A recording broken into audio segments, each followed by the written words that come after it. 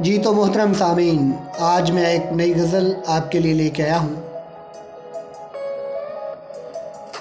اتنی آسانی سے ٹوٹنے والا نہیں تھا، اتنی آسانی سے ٹوٹنے والا نہیں تھا، تو نے چھوڑا ہے تبھی ٹوٹا ہوں میں۔ اتنی تھکن کے دل و روح چور چور ہے، اتنی تھکن کے دل و روح چور چور ہے، دکھ کی لمبی مسافت سے لوٹا ہوں میں۔ اس کے ساتھ نہیں چل سکتا کیونکہ اس کے ساتھ نہیں چل سکتا کیونکہ اس کے کاغذ میں سکہ ہی کھوٹا ہوں میں۔ وہ مگن اپنی دنیا میں کسی اور کے سنگ،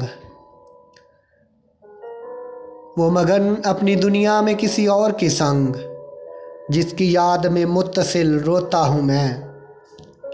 اس نے چھینی ہے میری نیند محبت کر کے، اس نے چھینی ہے میری نیند محبت کر کے، اسی دکھ میں رات بھر نہیں سوتا ہوں میں۔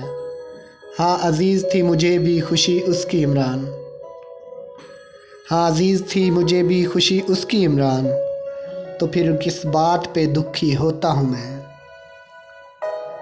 اتنی آسانی سے ٹوٹنے والا نہیں تھا، تو نے چھوڑا ہے تبھی ٹوٹا ہوں میں۔